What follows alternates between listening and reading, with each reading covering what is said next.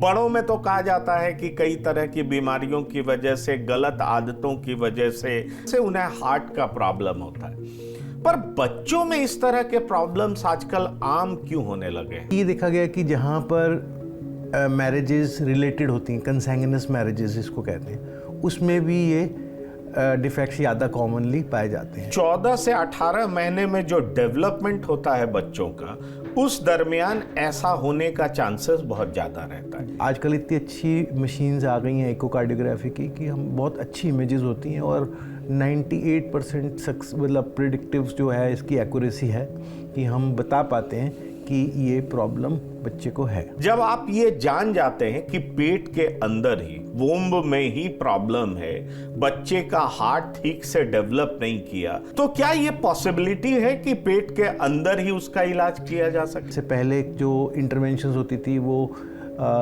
Abdomen mother का expose करके फिर यूट्रस खोल के फिर की जाती थी। अब बिना सर्जरी के भी डायरेक्टली नीडल बच्चे के हार्ट में जाके कुछ वैल्व्स वगैरह को खोल दिया जाता है। अगर पहले बच्चे को कंजेनिटल हार्ट डिफेक्ट था तो नेक्स्ट बेबी में कंजेनिटल हार्ट डिफेक्ट के चांसेस और बढ़ जाते हैं।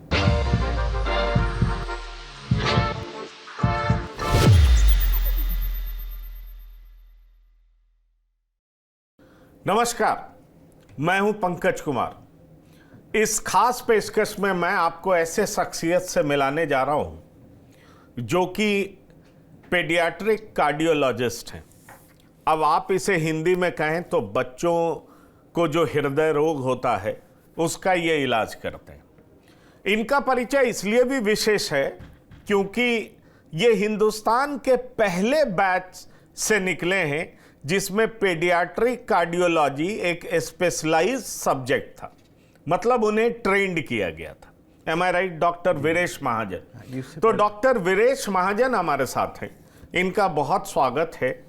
और ये डॉक्टर साहब हमें बताएंगे कि बच्चों में हृदय रोग क्यों होता है, किस लिए होता है, क्या इसका पता जन्म लेने से पहले चल सकता है, क्योंकि आज के ज़माने में बहुत सारे ऐसे बच्चे हमें दिखाई पड़ते हैं, सुनने को मिलता है, देखने को मिलता है कि वो पैदा होते हैं और हृदय रोग से ग्रसित हो जाते हैं। तो इन तमाम चीज़ों के बारे में हम समझना चाहेंगे, जानना चाहेंगे, इनसे पूछना चाहेंगे और आपको इनके मार्फत बताना चाहेंगे कि अपने बच्चों का ध्यान कैसे रखें, अगर इस तरह का सिम्टम्स हो तो कैसे पहचानें, और बच्चे के जन्म लेने से पहले भी अगर कुछ प्रिकॉशंस होता हो तो उसको किस तरीके से अपनाएं। ये तमाम सारी चीज़ें हम आपको बताएंगे। तो डॉक्टर वीरेश महाजन, आपका टीवी 9 के प्लेटफॉर्म पर बहुत बहुत स्वागत है। मेरा पहला सवाल है कि बच्चों में इस तरह की बीमारी अब बहुत कॉमन होने लगा है। कई सारे ऐसे बच्चे दिखाई पड़ते हैं जिनको हृदय का रोग है। बड़ों में तो कहा जाता है कि कई तरह की बीमारियों की वजह से, गलत आदतों की वजह से, चाहे वो पॉल्यूशन हो, चाहे स्मोकिंग हो, चाहे फास्ट फूड हो, बैड लाइफस्टाइल हो, इस वजह से उन्हें हार्ट का प्रॉब्लम होता है। पर बच्चों में इस तरह के प्रॉब्लम्स आजकल आम क्यों होने लगे हैं? ऐसा क्यों होता है? देखिए, जो बच्चों में जो हार्ट के प्रॉब्लम्स हैं जिन्हें हम कंजेनिटल हार्ट डिफेक्ट्स कहते हैं, ये पूरे वर्ल्ड में जो इसकी इंसिडेंस है काफ़ी स्टैटिक है। यानी कि हर 1000 बच्चे जो पैदा होते हैं उसमें से 8 से 10 बच्चों को ये डिफेक्ट्स होते हैं, इरिस्पेक्टिव कि वो डेवलप्ड कंट्री है या अंडर डेवलप्ड कंट्री है। द रीज़न इज़ कि ये जो बच्चा जब गर्भावस्था में विकास हो रहा होता है तो पहले 14 से 18 हफ्ते के अंदर जो हृदय का पूरा विकास होता है, तो इसको आप एक डेवलपमेंटल डिफेक्ट कह सकते हैं। जैसे कुछ बच्चों के हृदय में सुराख होता है जिसको हम कंजेनिटल हार्ट डिफेक्ट कहते हैं, कुछ बच्चों के लिप्स में क्लेफ्ट लिप होता है, ये सब कंजेनिटल डिफेक्ट्स हैं। और ये देखा गया कि जो कंजेनिटल हार्ट डिफेक्ट्स हैं दे आर द कॉमनेस्ट, क्योंकि हार्ट की जो डेवलपमेंट है काफ़ी कॉम्प्लेक्स होती है। तो इस कारण during the first trimester of pregnancy अगर कोई दिक्कत हुई, मदर ने कोई मेडिसिन्स खा ली जिसकी वजह से ये प्रॉब्लम आ सकती है। कुछ कारणों से हो सकता है कि रेडिएशन अगर मिला, कुछ एक्सरे हो गया during the first trimester of pregnancy, या कुछ एपिलेप्सी की दवाई मदर खा रही है, या पेरेंट्स में किसी को कंजेनिटल हार्ट डिफेक्ट है, तो ये सब देखा गया कि उनमें ये कारण ज़्यादा देख रहे हैं कि ये इंसिडेंस ज़्यादा होता है। बाकी ये देखा गया कि जहाँ पर मैरिजेस रिलेटेड होती हैं, कंसैंगुइनस मैरिजेस इसको कहते हैं, उसमें भी ये डिफेक्ट्स ज़्यादा कॉमनली पाए जाते हैं। मतलब जो रिलेशंस में शादियां होती हैं, क्लोज रिलेशंस में, कजिन्स में जो शादियां होती हैं, उनमें ये ज़्यादा प्रॉब्लम होता है। तो बेसिकली ये जेनेटिक डिफेक्ट इसे कहा जा सकता है, और 80% में ये एक नई तरह से प्रकट होता है, बट 20% में हमें कुछ कारण पता लगते हैं कि भाई ये रिलेटेड थे, या इनको पहले से हार्ट डिफेक्ट था, या इन्होंने कोई दवाई खाई। जैसे आजकल की नई जनरेशन में स्मोकिंग और अल्कोहलिज्म फीमेल्स में भी कॉमन हो गया है। तो अगर फर्स्ट ट्राइमेस्टर में if the mother is taking alcohol और smoking, that can also increase the chances of child having a heart defect. आपने एक बड़ी इंपॉर्टेंट बात कही। आपने ये बात कही कि 14 से 18 महीने जब कोई मदर कंसीव करती है, प्रेग्नेंट होती है, तो 14 से 18 महीने में जो डेवलपमेंट होता है बच्चों का, उस दरमियान ऐसा होने का चांसेस बहुत ज़्यादा रहता है। ये आपने कहा, राइट? पर देखिए, आजकल मेडिकल साइंस इतना डेवलप कर चुका है। दरअसल ये बताया जाता है कि जब भी कोई औरतें प्रेग्नेंट होती हैं, कंसीव करती हैं, तो उन्हें डॉक्टर्स के पास जाना पड़ता है। प्रोजेनी की हालत क्या है, बहुत तरह का मेडिसिन लेना पड़ता है, बहुत तरह, क्योंकि हार्मोनल चेंजेस भी मदर में बहुत ज़्यादा होते हैं। तो ऐसी स्थिति में मैं चाहूँगा कि आप हमारे दर्शकों को बताएं कि क्या प्रिकॉशन लेना चाहिए जिससे इन तमाम समस्याओं से दूर रहा जा सके। देखिए, इसमें क्या होता है कि जो हार्ट का डेवलपमेंट है पहले 18 हफ्ते के अंदर 0 to 18 वीक्स में कंप्लीट होता है। तो इस दौरान नॉर्मली, अब अगर शहर में रहते हैं लोग, तो उनका अल्ट्रासाउंड भी टाइमली हो जाता है प्रेगनेंसी डिटेक्ट होने के बाद। फिर उसके बाद लेवल 2 अल्ट्रासाउंड भी होता है। तो सबसे पहला कांटेक्ट हमारे साथ नहीं होता मदर का या फैमिली का जिसमें प्रेगनेंसी आई है। पहला कांटेक्ट उनका गायनेकोलॉजिस्ट के साथ होता है, और गायनेकोलॉजिस्ट के थ्रू वो रेडियोलॉजिस्ट से मिलते हैं, जहाँ पे उनके अल्ट्रासाउंड स्कैन किए जाते हैं। तो जो लेवल 2 अल्ट्रासाउंड स्कैन है, यूजुअली 12 हफ्ते से 14 हफ्ते के बीच में किया जाता है।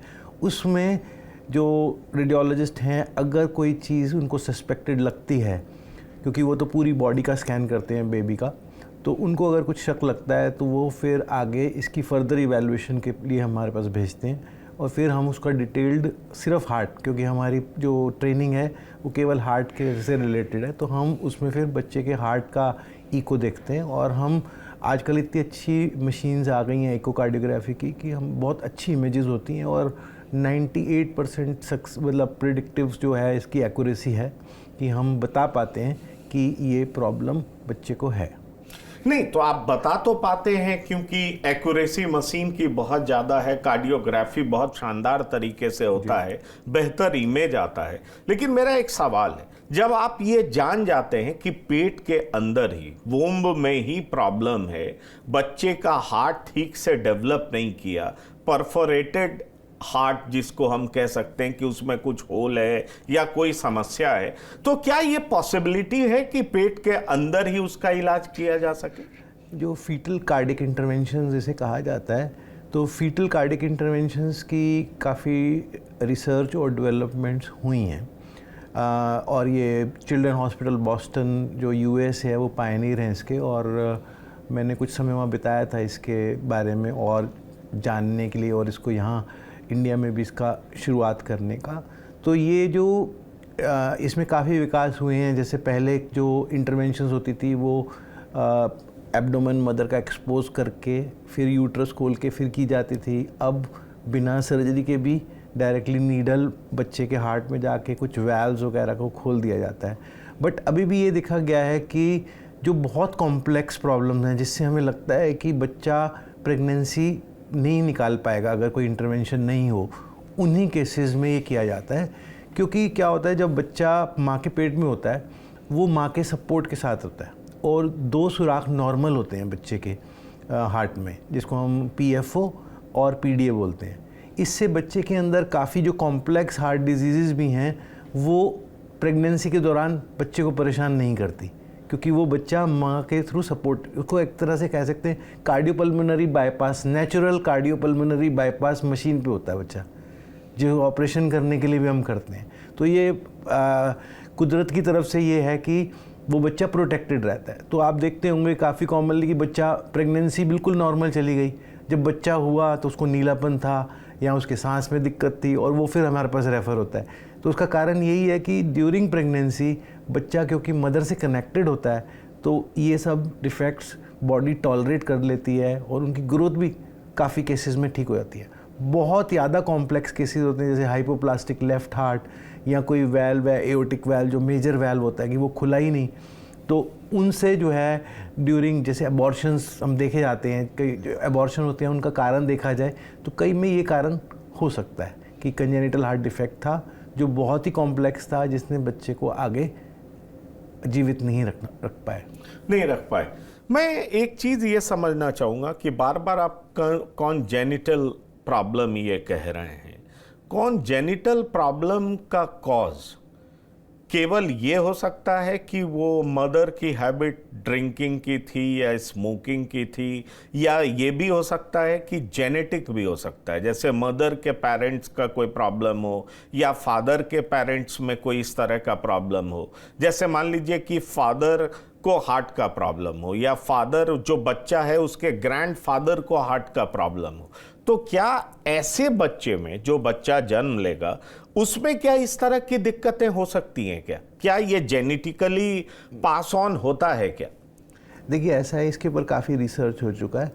अगर मदर को या फादर को खुद को कंजेनिटल हार्ट डिफेक्ट थे तो उनके बच्चे में ये इंसिडेंस होने के चांसेस ज़्यादा रहते हैं कंपेयर टू नॉर्मल पॉपुलेशन, जो मैंने 8 to 10 per 1000 लाइव बर्थ बताया।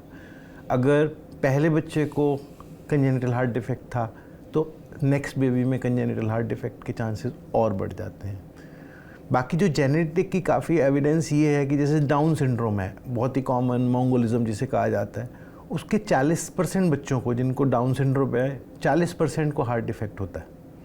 तो कहीं ना कहीं ये जेनेटिक डिफेक्ट्स, क्योंकि जो हार्ट की डेवलपमेंट हम पढ़ते हैं इट इज़ वेरी कॉम्प्लेक्स, कि एक सेल से एक पूरा हार्ट के 4 चैम्बर्स बनना, उसके अंदर 4 वैल्व्स बनना और सारी आर्टरीज़ के कनेक्शन होना। तो किसी भी फेज़ पे अगर कोई डेवलपमेंट में कोई रुकावट आई है तो कई बार ट्रांसपोजिशन ऑफ एओर्टा हो जाता है कि जो नसें हैं वो सही जगह पे पहुंच ही नहीं पाई, कई बार छेद होते हैं, कई बार हार्ट का एक हिस्सा डेवलप ही नहीं होता। एक्चुअली जो कॉमन लोग समझते हैं कि कंजेनिटल हार्ट डिफेक्ट का मतलब हार्ट में होल, ऐसा नहीं है। There are 100 different type of congenital heart defects, जिसमें different combination, different severity, different timing of treatment, different outcomes. तो एक बहुत कॉम्प्लेक्स सब्जेक्ट है। It is not as simple कि एक सुराख है उसको बंद करना है, it is not as simple. इसीलिए ये एक अलग स्पेशलाइज्ड ब्रांच बन गई है। ये स्पेशलाइज्ड ब्रांच है और निश्चित तौर पर आपने इसकी ट्रेनिंग बॉस्टन में भी ली है, आप यूके में भी रहे हैं, अमेरिका में भी रहे हैं, और आपको बहुत ज़्यादा स्पेशलाइजेशन है अगर मैं कहूँ तो। पर बड़ा सवाल ये उठता है कि आपने बताया कि बच्चे का नॉर्मल ग्रोथ हो रहा होता है क्योंकि बच्चा को जो न्यूट्रिशन चाहिए उसको मदर से मिल रहा होता है, और कई बार हमें पता नहीं चलता कि बच्चे को कोई दिक्कत पेट में है, लेकिन जब वो पेट से बाहर निकलता है, जब बच्चा जन्म लेता है, तो उसके बाद उनमें क्या क्या सिम्टम्स ऐसी होती हैं जिनसे हम पहचान पाएं कि इस बच्चे को हार्ट का प्रॉब्लम हो सकता है, इस तरह की समस्याएं हो सकती है, और उसको क्योर करना कहाँ तक संभव है, उसका इलाज करना कहाँ तक संभव है? यूजुअली जब बच्चा डिलीवर होता है तो जो कॉमनेस्ट रीज़न है जिसके कारण पेशेंट्स हमारे पास रेफ़र होते हैं कि अगर जो नियोनेटोलॉजिस्ट जो नए न्यूबॉर्न बेबी को देखते हैं, अगर वो कई बार बच्चा ठीक ठाक है बट वो हार्ट साउंड थोड़ा अब नॉर्मल है, फिर क्या है, हर बच्चे में अब ये रूल बन गया है कि उसके चारों हाथ और दोनों पाँव के ऑक्सीजन लेवल्स चेक करे जाएँ। एक screening test, newborn screening test कहा जाता है, जिससे कि अगर ऑक्सीजन लेवल नॉर्मल से कम है, नॉर्मली हमारा ऑक्सीजन लेवल 95 to 99% होता है, तो अगर सैचुरेशन इससे कम है तो हमारे को फर्दर इवैल्यूएट करना चाहिए। ये वो बच्चे हैं जिनमें सिम्टम्स नहीं हैं बट हमने कुछ कोशिश करी उनको जानने की कि इनको प्रॉब्लम तो नहीं है। इसके अलावा जिन पेशेंट्स में प्रॉब्लम काफ़ी ज़्यादा होती है उनमें बच्चों में नीलापन हो जाता है, वो ऑक्सीजन लेवल अपना मेंटेन नहीं कर पाते, कोलैप्स कर जाते हैं बर्थ के बाद। या कुछ बच्चों में क्या होता है कि वो सांस तेज़ी से चलता है, उनको हार्ट फेलियर के सिम्टम्स आते हैं, बच्चा वेंटिलेटर डिपेंडेंट हो जाता है, वेंटिलेटर से निकल नहीं पाता। जब वेंटिलेटर से नहीं निकल पाता तो फिर और कारण देखने के लिए हार्ट का भी कारण इवेलुएट किया जाता है। तो जब हम इको करते हैं तो हमें पता लगता है ये तो हार्ट की वजह से ही ये बच्चा वेंटिलेटर डिपेंडेंट था। क्योंकि जब छोटा बच्चा होता है, प्री मैच्योर बच्चा हो खासकर, तो ये सोचा जाता है मे बी इसके लंग्स डेवलप नहीं हुए, उसके कारण प्रॉब्लम हो रही है, या हो सकता है कि हार्ट डिफेक्ट हो या कोई और कारण। तो जब वो रूल आउट हो जाते हैं कि भाई ये बाकी कारणों में फिट नहीं हो रहा, तो फिर हमारे को इको, आजकल तो बड़े अस्पतालों में इको बड़ा इजीली अवेलेबल है, तो बहुत जल्दी डायग्नोसिस हो जाता है। इसलिए जैसे आपने पहले कहा था कि ये बहुत कॉमन हो गई है डिजीज़, ऐसा नहीं है कि ये कॉमन हो गई है, इंसिडेंस हमेशा से ही सेम था। अब हमारे पास सुविधाएं हैं कि हम इनको जल्दी पकड़ लेते हैं, काउंसलिंग हो जाती है, और आगे इसका इलाज भी पिछले 30-40 साल में काफ़ी डेवलपमेंट्स हुई हैं। क्योंकि हमने तो खुद इसको डेवलपमेंट्स को होते हुए देखा है, जहाँ एक समय था कि बच्चे के वेट का एक क्राइटेरिया होता था कि बच्चे का वेट कम से कम 8 किलो हो तभी हम सर्जरी का अच्छा आउटकम दे सकते हैं। अब तो हम न्यू बॉर्न बेबीज़ डे 1 पे भी ऑपरेट करते हैं। We don't look at the weight, although risk is little higher than कि जो बच्चा ठीक वेट का है, बट अगर हमें लगता है कि प्रॉब्लम इतनी बड़ी है कि बच्चा उस वेट को अचीव ही नहीं कर पाएगा, तो we go head and do the surgeries for this. मेरा कॉमन कहने का मतलब ये था कि अक्सर हम सुनते हैं कि बच्चा पैदा हुआ उसके हार्ट में सुराख था, होल था। अक्सर हम सुनते हैं कि बच्चा पैदा हुआ वो सांस नहीं ले पा रहा था। हम सुनते हैं बच्चा पैदा हुआ पर पैदा होते ही वो रोया नहीं।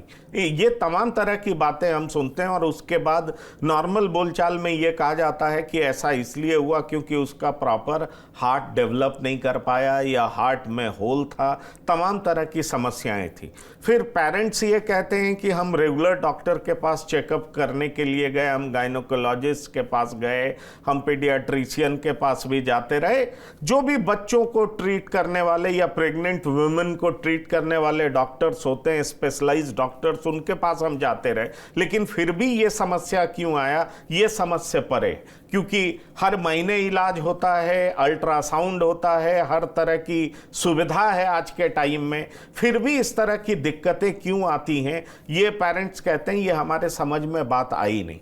तो मैं ये सवाल आपसे इसलिए करना चाहता हूं कि जो लोग कंसीव करते हैं, जो माताएं कंसीव करती हैं, क्या उस समय में उनको कौन कौन सी दवाइयों से दूर रहना चाहिए, किन किन चीज़ों से दूर रहना चाहिए? एक तो आपने बहुत साफ बता दिया कि अगर जेनेटिकली प्रॉब्लम है तो उसके चांसेस बहुत ज़्यादा है, तो उसके चांसेस बहुत ज़्यादा हैं तो ठीक है, वो तो जीन्स में ही आ गया है तो वो प्रॉब्लम है। लेकिन ऐसे पेरेंट्स भी जब खास तौर पे माताएं कंसीव करती हैं तो उनको क्या प्रिकॉशन लेना चाहिए जिससे इस तरह की समस्या रीअकर ना हो, उनके बच्चों में नहीं? जो मेन प्रिकॉशन है, एक तो अच्छा लाइफस्टाइल, दूसरी बात ये है कि जो फर्स्ट 12 वीक्स होते हैं उसमें जब बेबी और मदर का जो कम्युनिकेशन होता है थ्रू द प्लेजेंटा, उसकी वॉल अच्छे से डेवलप नहीं होती।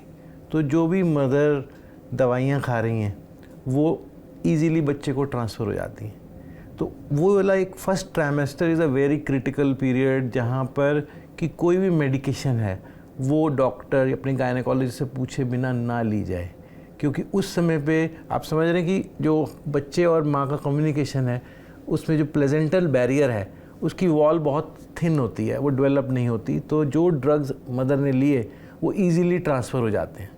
जैसे कि जो अल्कोहलिज्म है उसके अंदर अल्कोहल भी ट्रांसफ़र हो जाता है बच्चे को, स्मोकिंग के कारण निकोटिन लेवल्स बच्चे के बढ़ जाते हैं। उसी तरह से अगर मदर को एपिलेप्सी की शिकायत है तो एंटी एपिलेप्टिक दवाइयाँ वो खा रही हैं तो वो भी ट्रांसफ़र हो जाएंगी। जो स्टेरॉइड्स हैं, तो कुछ कॉमन मेडिसिन हैं, जैसे कि कुछ बच्चे फोकोमिलिया काफ़ी कॉमन था, जो पहले बच्चे होते थे जिनका हाथ और पाँव ही नहीं थे, तो देखा गया कि ये तो एक दवाई के कारण होता है, तो उसको फिर आगे रोका गया। तो इसी तरह से अब तो काफ़ी हमारे पास रिसर्च हो चुकी है कि कौन कौन सी मेडिसिन हमें अवॉइड करनी है या नहीं लेनी या अंडर सुपरविजन लेनी है। नहीं, मैं आपसे एक सवाल इसलिए करना चाहूँगा कि दरअसल हमने ये सुना है कि जब मदर कंसीव करती है तो उनके हार्मोनल चेंज बहुत होते हैं, मूड स्विंग्स बहुत होता है, उनमें चिड़चिड़ापन बहुत ज़्यादा रहता है, बहुत तरह की दिक्कतें होती हैं और उस समय हमें ज़रूरत पड़ती है कि हम डॉक्टर से कंसल्ट करें। क्या उस समय मदर को ठीक करने के लिए जो दवाएं दी जाती हैं, मान लीजिए किसी महिला को माइग्रेन का प्रॉब्लम है, किसी महिला को और तमाम तरह का सर दर्द का प्रॉब्लम है और कई तरह की इस तरह की एनाल्जेसिक या उस तरह की वो दवाएं खाती हैं, क्या उससे बच्चे पर इफेक्ट पड़ सकता है? उससे जो अपकमिंग बेबी है जो कल दुनिया में आएगा, क्या उसका असर उन बच्चों पर हो सकता है? क्या ये मैं समझना चाह रहा हूँ। नहीं, बिल्कुल ये प्रूव्ड फैक्ट है कि ये सभी दवाइयाँ तो नहीं, तो एक लिमिटेड दवाइयाँ ही रहती हैं। इसीलिए जैसे एनाल्जेसिक है, आजकल एनाल्जेसिक हमारे पास 20 प्रकार के हैं, बट उसमें एक ही दो हैं जो हम प्रेगनेंसी में रिकमेंड करेंगे। इसीलिए मैंने पूछा, क्योंकि नॉर्मली लोग घर में रखते हैं और एनाल्जेसिक तुरंत खा लेते हैं कि अच्छा ये प्रॉब्लम है, ये खा लो। अब ये पता ही नहीं कि कौन सा एनाल्जेसिक क्या हार्म करेगा बच्चों को, ये पता नहीं होता। उन्हें तो लगता है कि ये प्रॉब्लम है, हम नॉर्मली खाते थे इसलिए अभी खा लेते हैं। पर शायद माताएं भूल जाती हैं कि वो प्रेग्नेंट हैं, एक बच्चा उनके पेट में फल फूल रहा है और प्लेसेंटा के थ्रू न्यूट्रिशन उसको मिलता है, तो वो जो भी दवा लेंगी वो बच्चों में चला जाएगा। तो ऐसी कौन सी मेडिसिन है जिसको ऐसे प्रेग्नेंट माताओं को जो कि एक बच्चे को जन्म देने वाली हैं उनको नहीं खाना चाहिए? There is a long list actually. आप कहें तो अगर कोई भी आप दवाई खरीदें, अगर आप उसमें पैकेज इंसर्ट जो आता है अगर उसको ध्यान से पढ़ा जाए तो हर कोई to be on the safer side की use under medical supervision. Contraindicated कुछ दवाइयाँ तो बिल्कुल कॉन्ट्रा इंडिकेटेड हैं कि ये नहीं देनी। जैसे मैं आपको एग्जांपल देता हूँ, बच्चा और माँ के कम्युनिकेशन जब होता है प्रेगनेंसी के दौरान, तो एक पीडीए नाम का एक स्ट्रक्चर होता है जो नॉर्मल है बच्चा होने के पैदा होने से पहले। बट यही पीडीए अगर 2 महीने में बंद नहीं हुआ तो एक डिजीज़ है जिसको ट्रीटमेंट चाहिए। तो कई फीमेल्स हमारे पास आते हैं जिन्होंने प्रेगनेंसी के एंड में ब्रूफिन खाया, ये this is meant to close the PDA, और उनका प्री मेच्योर क्लोजर हो जाता है जिसके कारण बच्चे की हमारे को इमरजेंसी सिजेरियन करना पड़ता है, या बच्चा डिपेंडेंट है, कोई ऐसी हार्ट की प्रॉब्लम थी जो उस पीडीए से डिपेंडेंट थी, वो क्लोज हो जाता है पीडीए और वो प्रॉब्लम करने लग जाता है। तो इसलिए मेजर जो दवाइयाँ हैं वो हैं, उनमें आपको मैं कहूँगा जो एपिलेप्सी के लिए जो दवाइयाँ होती हैं, एंटीबायोटिक्स इवन, और पेन किलर्स। तो if you come across you will find actually every medicine has to be very taken very carefully and best avoided during the first actually 16 weeks of pregnancy. उसके बाद फिर भी हमारे पास क्योंकि barrier काफ़ी develop होता है, बाद में भी हम रिकमेंड नहीं करते।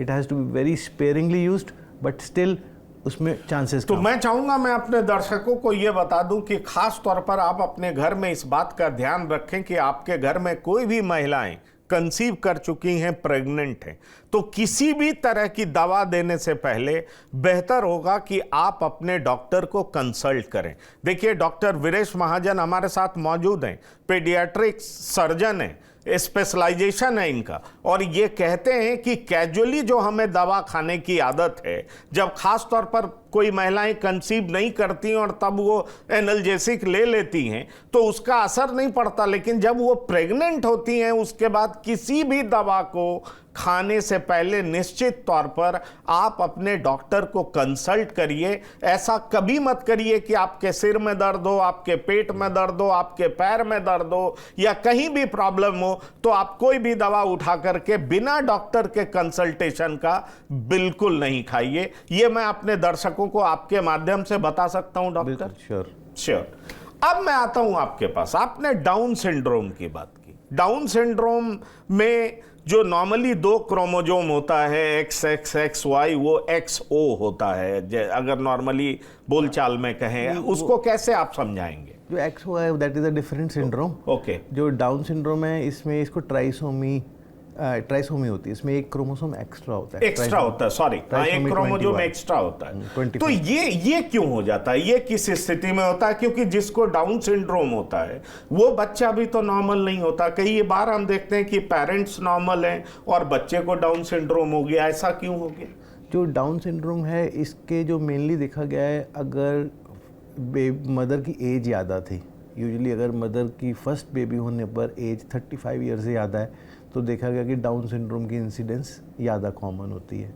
अब डाउन सिंड्रोम भी कुछ केसेस में प्रिडिक्ट किया जा सकता है, जैसे मैंने कहा मैटरनल एज एक फैक्टर है कि अगर एज इज़ मोर जब फर्स्ट बेबी हो रहा है तो उसमें डाउन सिंड्रोम के चांसेस ज़्यादा हैं।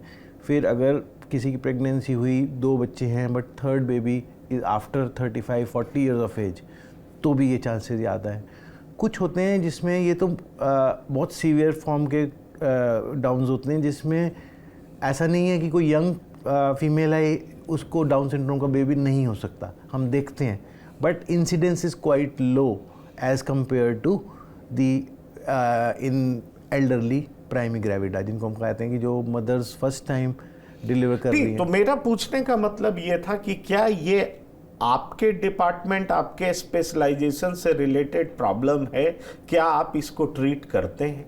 और क्या ये पेट में पता चल सकता है अगर कोई बच्चा 14, 16, 18, 20 वीक का है तो क्या ये प्रॉब्लम डायग्नोस पेट में हो सकता है और आप उसको ट्रीट करते हैं? इसमें देखिए एक्चुअली ये एग्जैक्टली हमारे डोमेन में नहीं आता, हम रिलेटेड हैं क्योंकि जिन डाउन सिंड्रोम के बच्चों को हार्ट की प्रॉब्लम होती है उनको हम ट्रीट करते हैं, और यूजुअली डाउन सिंड्रोम के बच्चे के हार्ट सर्जरी में ज़्यादा डिफ़िकल्टीज आती है क्योंकि इनकी मसल टोन कम होती है। इसीलिए मैंने आपसे सवाल पूछा। मैंने कई बार सुना है कि बच्चे को डाउन सिंड्रोम था और उसको हार्ट का भी प्रॉब्लम बहुत सीवियर था। क्या ये सच है कि जिन बच्चों में डाउन सिंड्रोम की बीमारी होती है उसमें हार्ट का प्रॉब्लम बड़ा सीवियर होता है? क्या ये सच्चाई है क्या? क्योंकि हमने आप जैसे डॉक्टरों से ही बातचीत में या जिन फैमिलीज में इस तरह की दिक्कत होती है हमने इस तरह की बात सुनी है, इसलिए मैं आपसे ये सवाल कर रहा हूँ।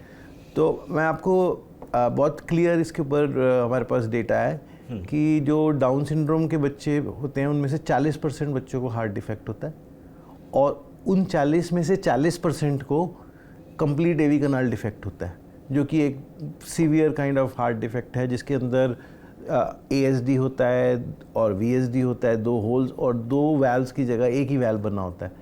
तो ये बड़ी कॉम्प्लेक्स प्रॉब्लम होती है, इसको एवी कनाल डिफेक्ट कहा जाता है। ये स्पेसिफिकली डाउन सिंड्रोम के साथ ही देखा जाता है, otherwise also we see, but it is very common with Down syndrome. 40% of the patient have heart defects, और वो जिनको हार्ट डिफेक्ट है उसमें भी 40% को कंप्लीट एवी कनाल डिफेक्ट होता है। और जैसे आपने कहा डाउन सिंड्रोम का, इसका डायग्नोसिस हो सकता है, इसमें रेडियोलॉजिस्ट वो कुछ पैरामीटर्स होते हैं, उसमें उनकी नेक की थिकनेस देखी जाती है और जिससे सस्पेक्ट किया जाता है। और जैसे किसी बच्चे को पहले डाउन सिंड्रोम था तो नेक्स्ट बेबी में भी डाउन सिंड्रोम का शक होता है, तो आजकल कुछ केसेस में एमनियोसेंटेसिस यानी कि जो फ्लूइड होता है मैटरनल फ्लूइड वो लेके भी चेक किया जा सकता है, और इवन पेरेंट्स के, मदर के ब्लड सैंपल से भी आप प्रेडिक्ट कर सकते हैं कि हाँ इनको ज़्यादा चांसेस है डाउन सिंड्रोम होने के। नहीं, वो बिल्कुल सही बात है। मैं 1-2 बात और चाहूँगा कि आप उसको क्लियर कर दें। इस तरह की जो भी प्रॉब्लम्स है, क्योंकि मेरे ख्याल से आप स्पेशलाइज्ड डॉक्टर हैं और ख़ास तौर पर आप फर्स्ट बैच के प्रोडक्ट हैं जब ये स्पेशलाइजेशन हुआ पेडियाट्रिक सर्जन, पीडियाट्रिक कार्डियोलॉजी। तो पेडियाट्रिक कार्डियोलॉजी बच्चों में इस तरह के हृदय रोग को आप ट्रीट करते हैं अपने अस्पताल में, तमाम तरह के इक्विपमेंट्स होंगे जिससे आप इलाज करते होंगे।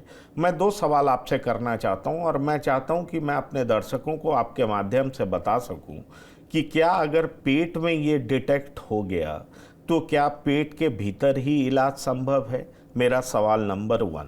और सवाल नंबर 2, जब बच्चा पैदा होता है तो हम कहते हैं कि इसको इस तरह की दिक्कत है जिसको हम कॉन्जेनिटल प्रॉब्लम बोलेंगे, तो क्या इन दोनों स्थिति में बच्चे के क्योर होने का, ट्रीटमेंट का कितना % चांस है, या उस बच्चे को इस प्रॉब्लम के साथ लाइफ लॉन्ग जीना पड़ेगा? जो आपका पहला सवाल था कि इसमें हम sorry can you come again? मैं जैसे पेट में अगर आपको पता चल जाता है बिकॉज ऑफ डिफरेंट मैकेनिज्म, जो आप बच्चे का टेस्ट होता है और अल्ट्रासाउंड होता है, प्रॉपर स्कैनिंग होता है और पता चलता है कि बच्चे में हार्ट का प्रॉब्लम है, तो क्या पेट के अंदर ही उसका इलाज हो सकता है? और फॉर सम रीजंस पेट के अंदर नहीं पता चल पाया, क्योंकि आपने ये भी बताया कि बहुत सारे बच्चों का ग्रोथ बड़ा प्रॉपर होता है और फिर उसका जन्म होता है, और जन्म के बाद पता चलता है कि या तो उसका बॉडी ब्लू है या और तरह के प्रॉब्लम्स हैं, जिससे पता चलता है कि उसको हार्ट का प्रॉब्लम है। तो दोनों केसेस में क्या बच्चे को पूरे तरीके से फिट किया जा सकता है? इस बीमारी का इलाज है क्या, क्योर है क्या, और है तो कितना परसेंट है? ठीक है, जो आपका सवाल है बहुत अहम है कि जो टाइमिंग ऑफ इंटरवेंशन हमारी फील्ड में है, ये हमेशा डिपेंड करती है रिस्क बेनिफिट रेशियो, कि जो हम प्रोसीजर कर रहे हैं उसका रिस्क कितना है और बेनिफिट कितना है। तो जैसे आपने कहा कि जब बच्चा माँ के पेट में है तब बहुत लिमिटेड सर्जरी ऑप्शंस हैं, जो इंटरवेंशन के ऑप्शंस हैं, क्योंकि most of these defects can carry on with the pregnancy. तो हम सिर्फ जैसे क्रिटिकल एओर्टिक स्टेनोसिस है, क्रिटिकल पल्मोनरी स्टेनोसिस है, या हाइपोप्लास्टिक लेफ्ट हार्ट सिंड्रोम की शुरुआत है, उन केसेस में रिकमेंड किया जाता है कि हाँ फीटल इंटरवेंशन की जाए। रीज़न ये कि अगर ये इंटरवेंशन उस समय पे ना की जाए तो ये बच्चा जीवित नहीं रहेगा, ये बच्चा अपनी पूरी प्रेगनेंसी कैरी ऑन नहीं कर सकेगा। तो ये बहुत सीवियर कॉम्प्लेक्स डिफेक्ट्स हैं जिनको मैनेज करना इंडिकेटेड है। जैसे हार्ट के अंदर सिंपल होल्स हैं, उनको प्रेगनेंसी में बंद करने की कोई आवश्यकता नहीं है, क्योंकि उसमें risk to mother and child is much more than the hole in the heart.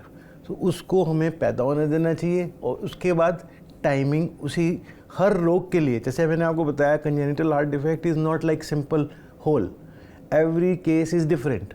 अगर सिंपल होल्स हैं लाइक ASD, VSD, PDA, इनके लिए कोई ऐसी जल्दबाजी नहीं है करने की हमारे को ऑपरेशन ड्यूरिंग प्रेगनेंसी। बच्चे को जन्म होने दें, उसके बाद हम ग्रोथ करें, मेडिसिन से रखें। जैसे VSD यूजुअली हम 3 से 4 महीने पे ट्रीट करते हैं, ASD का ट्रीटमेंट 3 साल पे करते हैं, PDA का इलाज अगर बहुत छोटा हो तो 1 साल, 1.5 साल, 2 साल पे भी करते हैं, बड़ा हो तो नियोनेटल पीरियड में भी करते हैं। तो एवरीथिंग इज़ डिटरमिन्ड कि उस बीमारी का बच्चे पे क्या असर, रिस्क कितना है उसको बीमारी से। अगर risk of disease is more तो हमें ऑपरेशन करना है। अगर हमें लगता है कि सुराग छोटा है, बच्चे को परेशान नहीं करेगा, तो हम क्यों उसको एक एक्सपोज करें सर्जिकल रिस्क के, तो फिर हम उसमें वेट करते हैं। तो हर बच्चे के लिए actually timing is different. Large VSD usually जैसे मैंने कहा 3 से 4 महीने पे उसको हम ट्रीट करते हैं। अब दूसरा स्पेक्ट्रम है कंजेनिटल हार्ट डिफेक्ट्स को हम डिवाइड करना चाहें तो simple heart defects, critical heart defects और हाइपोप्लास्टिक डिफेक्ट्स। जो क्रिटिकल डिफेक्ट्स हैं ये यूजुअली नियोनेटल पीरियड में आ जाते हैं। तो अगर 100 बच्चों को हार्ट की प्रॉब्लम है तो 15% बच्चों को क्रिटिकल हार्ट डिजीज़ होती है, जिसको विद इन नियोनेटल पीरियड हमें टैकल करना होता है। चाहे हमें पता 100 का 100 लग जाए, हम 15 का ही ऑपरेशन करेंगे क्योंकि वो इंडिकेटेड तभी था। उसके बाद कुछ होते हैं जो सिंपल होल्स होते हैं, जैसे ASD, VSD, PDA, AV canal defect. ये usually one time repair surgery, मतलब अगर सर्जरी हो गई तो इनकी life as good as normal है।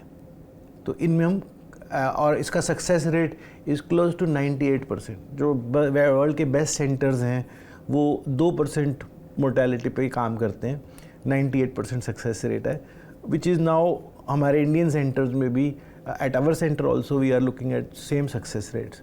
उसके बाद तीसरी प्रॉब्लम है जिनके अंदर हार्ट पूरी डेवलपमेंट नहीं हुई, जिसको जैसे कहा जाता है कि राइट साइड हार्ट का डेवलप नहीं हुआ, उसको ट्राइकस्पिड एट्रीजिया कहा जाता है। लेफ़्ट साइड डेवलप नहीं किया, इसको हाइपोप्लास्टिक लेफ्ट हार्ट किया जाता है, कहा जाता है।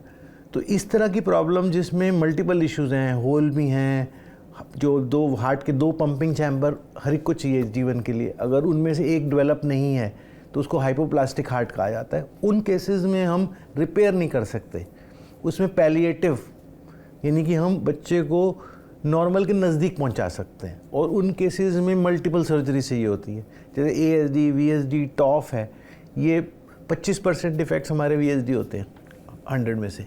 तो अगर हम ASD, VSD, टॉफ को कर ले तो हमारे 50 से 55% डिफेक्ट्स कवर हो जाते हैं। तो अगर हम इनको करें, इनमें सब हम रेपरेटिव सर्जरी दे रहे हैं। Actually around 70% of these defects can be manage by complete repair, जहाँ पे आउटकम इज़ नॉर्मल। बाहर की कंट्रीज़ में तो इनको इंश्योर एज नॉर्मल किया जाता है, क्योंकि we don't see any problem कि उनकी लाइफ एक्सपेक्टेंसी और लोगों से डिफरेंट होगी। और उन्हीं के कंपैरिजन में अगर ये हाइपोप्लास्टिक वाले देखा जाए तो इनमें भी काफ़ी डेवलपमेंट्स हुई हैं।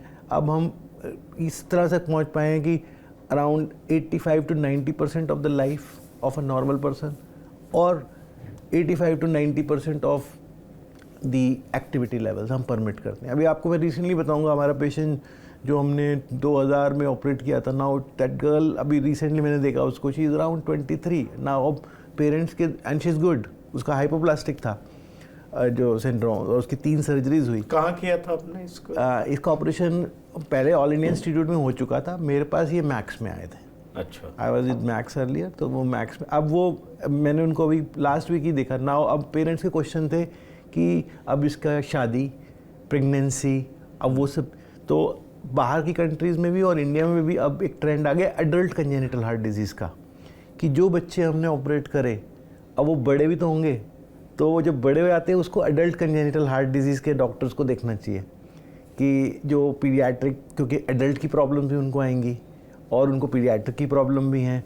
सो अब ये प्रेगनेंसी के इश्यूज़ के लिए अब now it's a critical thing कि मैं उसको रिकमेंड करूँगी आई गो फॉर प्रेगनेंसी। तो we have to do again complete assessment कि अब क्या ये बच्ची आगे फिट है कि ये एक बच्चे को जन्म दे सकती है, कि या अगर करना है तो हमारी मॉरल ड्यूटी है उनको एक्सप्लेन करना कि इसमें कितने रिस्क रहेंगे, क्या कॉम्प्लिकेशंस एक्सपेक्टेड हैं, and it has to be, मतलब हम गायनेकोलॉजिस्ट से बात करें, then also counselling the parents of the child that these things should be disclose to the husband side that ये बच्चे को हार्ट का प्रॉब्लम था, तो so that they know, otherwise the child will have problem of disease also and psychological problems also adapting to a new family। तो ये सब चीज़ें जैसे जैसे ये बच्चे बढ़ रहे हैं, पॉपुलेशन काफ़ी ह्यूज हो गई है एडल्ट कंजेनिटल हार्ट डिफेक्ट्स की, तो उनमें से जो ये स्पेशली जो सिंपल रिपेयर डिफेक्ट्स हैं वो हमारे पास कम आते हैं क्योंकि अब वो बिल्कुल ठीक है।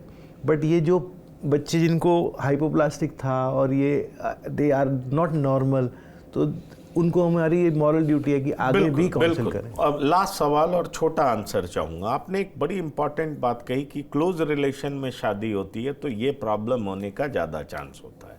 थैलेसीमिया भी होता है हमने सुना है, और कॉन्जेनिटल हार्ट डिजीज़ भी होता है। ऐसा क्यों होता है? इसमें होता है कि कुछ जो जीन्स होती हैं ना, रिसेसिव जीन्स कहा जाता है, कि वो जैसे आप में भी कोई डिजीज़ की जीन है बट वो रिसेसिव है, और अगर आपका संपर्क, आपकी वाइफ के पास वो जीन नहीं है तो वो रिसेसिव जीन अपने आप को एग्जिबिट नहीं करेगी। लेकिन वही 2 रिसेसिव जीन आप में भी है और आपके रिलेटेड मेंबर में ही वो होना ज़्यादा कॉमन पॉसिबल है।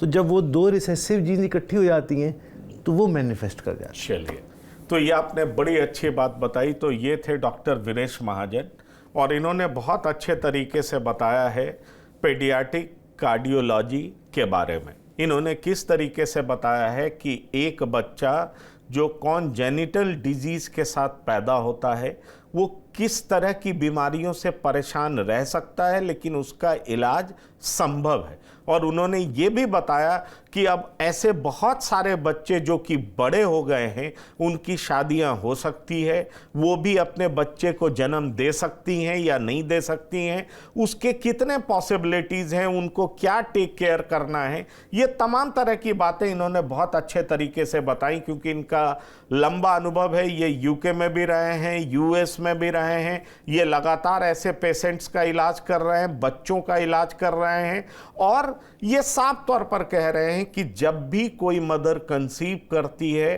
तो उसको बहुत केयरफुल रहना है कि वो कौन सी मेडिसिन खा रही है। और ख़ास तौर पर इन्होंने ये अलर्ट किया है, इनफैक्ट ये मशवरा दिया है कि ऐसी मदर कोई भी दवा खाने से पहले निश्चित तौर पर अपने डॉक्टर को कंसल्ट करें और तभी उस तरह का मेडिसिन खाएं। तो डॉक्टर वीरेश महाजन, एक पॉइंट में और ऐड करना जी हाँ, आप जरूर बताएं प्लीज। जो कंजेनिटल हार्ट डिफेक्ट्स होते हैं यूजुअली जब बच्चे डिलीवर होते हैं, पेरेंट्स आर यंग, तो एक बहुत इंपॉर्टेंट चीज़ है जो मैंने क्लिनिकल प्रैक्टिस खासकर इंडिया में देखा है, क्योंकि यहाँ पर इंश्योरेंस में कवर्ड नहीं होते बच्चे, they don't get insurance cover. तो इसमें जो financial constraints is one of the reasons कि पेरेंट्स चाहते हैं सर्जरी कराना और उनकी सर्जरी नहीं हो पाती। केवल इंडिया में 60 centres are there, only 60 centres are there जो ये कंजेनिटल हार्ट डिफेक्ट्स को ट्रीट कर रहे हैं। तो इसमें ना संस्थाओं का रोल बहुत आ जाता है कि जहाँ से उनको फाइनेंशियल सपोर्ट मिल जाए और इनके ऑपरेशन हो जाए। तो हम वो भी कोशिश करते हैं कि इन बच्चों को, क्योंकि काफ़ी संस्थाएं हमारे संपर्क में आती हैं और इनको हम एक साथ जोड़ देते हैं पेरेंट्स को उन संस्था के साथ। तो एक ये बहुत इम्पोर्टेंट फैक्टर है जिसके कारण। तो आप जरा अपने संस्था के बारे में भी बता दें कि इस तरह की परेशानी किसी को हो तो वो कैसे आपसे संपर्क करें। जैसे हंस फाउंडेशन है, they are doing good job. वो करीबन 1500 सर्जरीज हर साल में बच्चों की करते हैं और सपोर्ट करते हैं।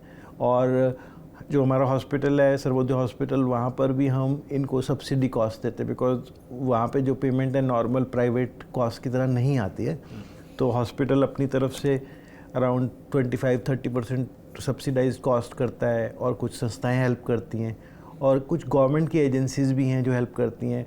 एक्चुअली ऑल इंडिया इंस्टीट्यूट और काफ़ी सरकारी हॉस्पिटल अच्छा काम कर रहे हैं, बट उनके पास वर्कलोड इतना ज़्यादा है कि it is not possible for them to treat all of them. चलिए, तो इन्होंने ये भी बता दिया कि अगर फिनेंशियल कंस्ट्रेंट हो तो किस तरीके से मदद इनके हॉस्पिटल के जरिए भी किया जाता है और कौन से ऐसे हेल्पिंग ग्रुप्स हैं जो आगे आते हैं, जो मदद करते हैं और इन बच्चों के इलाज करने में काफ़ी हेल्पफुल रहते हैं। तो डॉक्टर वीरेश महाजन, TV9 से बात करने के लिए आपका बहुत बहुत धन्यवाद और शुक्रिया। मैं उम्मीद करता हूं कि जो भी दर्शक हमारे प्रोग्राम को देखेंगे वो निश्चित तौर पर इससे लाभान्वित होंगे, उन्हें जानकारी होगी और वो केयरफुल रहेंगे। तो इस खास पेशकश में इतना ही। ताज़ा तरीन खबरों के लिए आप लगातार देखते रहिए TV9।